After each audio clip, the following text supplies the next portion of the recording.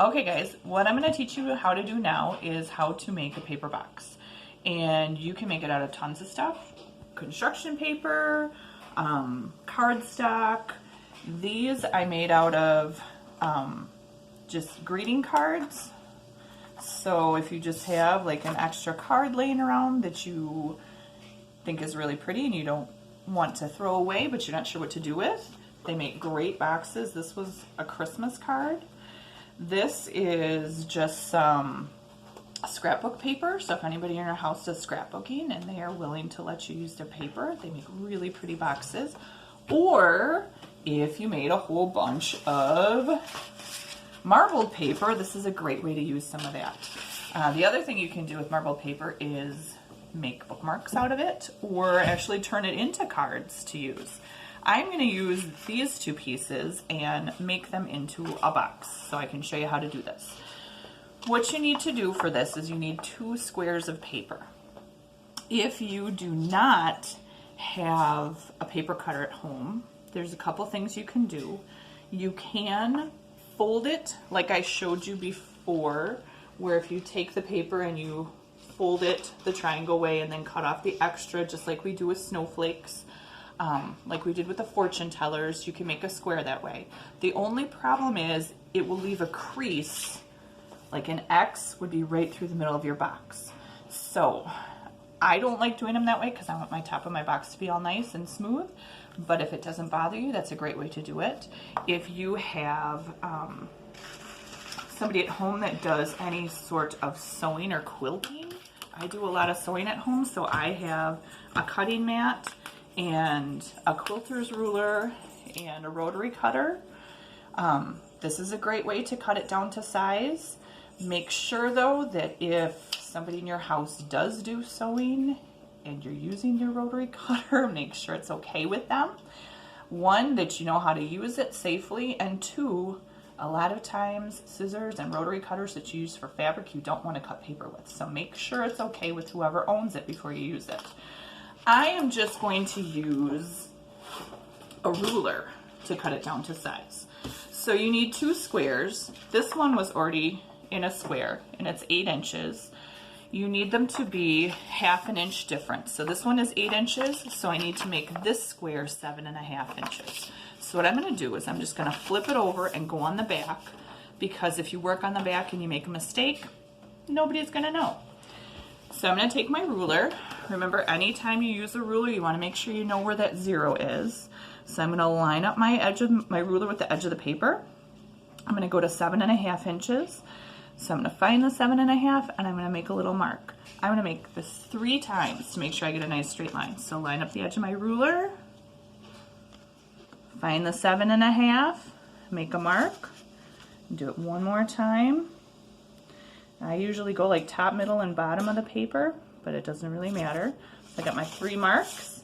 I'm going to line them up with my ruler. Make sure I have a nice straight shot with my arm so I'm not trying to go under. Start at the top, pull it down. I've got a nice line. I found my scissors. I'm just going to trim this. And your paper, if you did the marble paper, it might end up curling a little bit. That shouldn't be a problem for making the box, but if it bothers you, you could always set it under a stack of books overnight and that should flatten it out. Okay, so I got this side. I need to do it this side again. So 7.5, line it up with the edge, 7.5, line it up with the edge, 7.5. Okay, draw my line. Trim off the extra, and then I have 2 squares, one that's 8 inches and one that's 7.5. Next thing you want to do is you're going to flip them over to the back.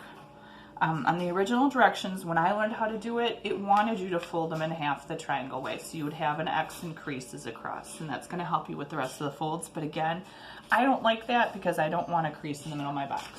So I am going to, instead, on the back of the paper, draw an X. And you're going to do the same thing with both sheets. Even though they're different sizes, you're going to do them exactly the same. The bigger one is going to end up being the top of the box, and the smaller one is going to be the bottom of the box. So once you have that X, you're going to start folding. You're going to take this corner and make it go to the middle.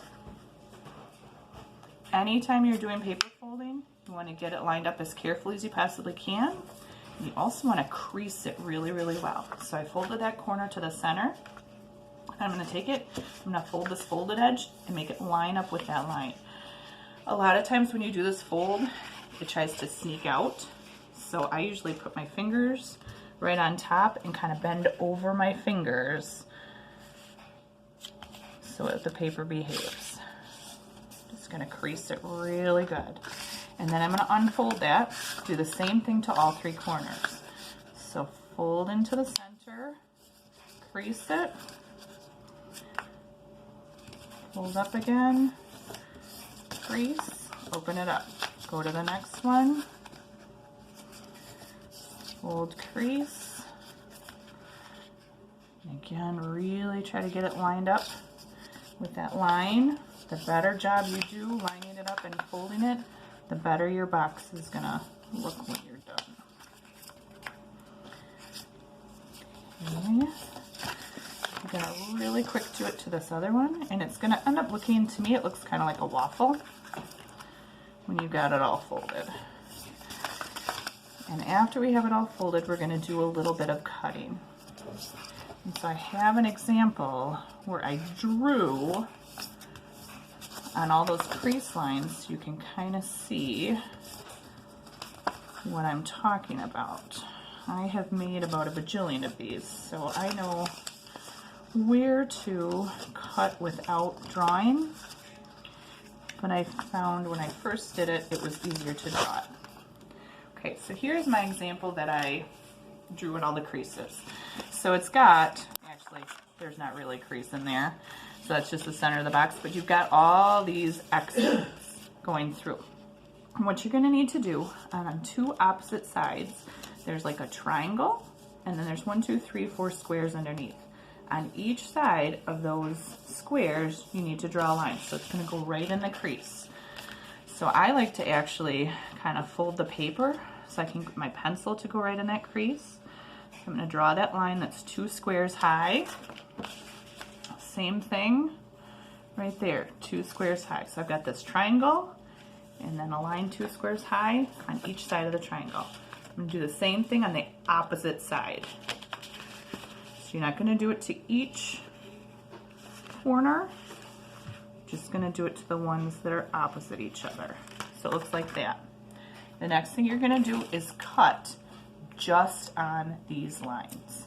So don't cut on this middle X, just on these two on the side.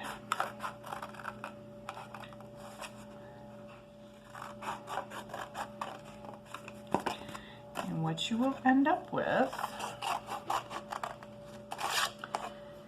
is you'll have 2 flaps that are big triangles and a long skinny flap on the inside that looks kind of like, I don't know, a band-aid.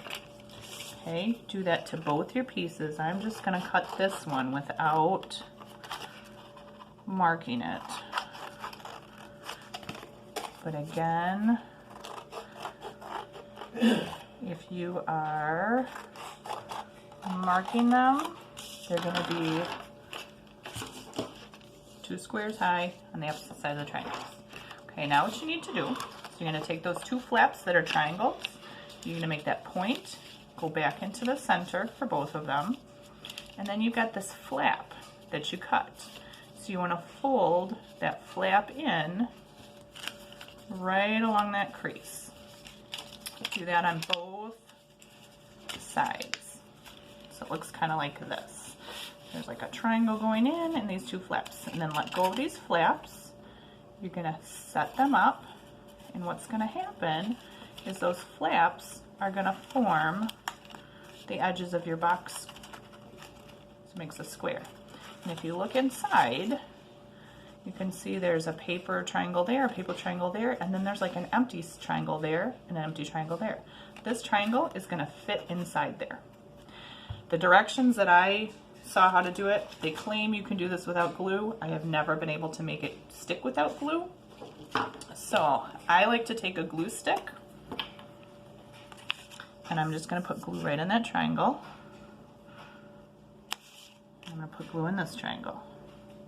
And then this edge goes up. This part folds in. And then that triangle should fit right in that empty spot. I usually have to press it down, and sometimes I even have to crease it along the edge to make it behave. I'm going to do the same thing on the other side. So I've got these two flaps made my edge. It's going to go up, bend in, and fit right in that triangle, and I'm going to press it so it behaves. So that's the top of my box. Do the same thing for the bottom. So these points on the big triangle parts go into the center. Fold those flaps in.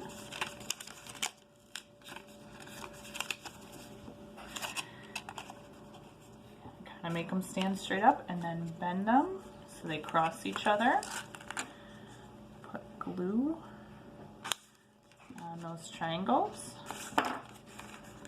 Up, over, in, crease it so it behaves. Up, over, in, crease it. This one should be smaller, this one should be bigger. And they fit together and you have a box. And that's how you do it. Hope you enjoy this. Bye.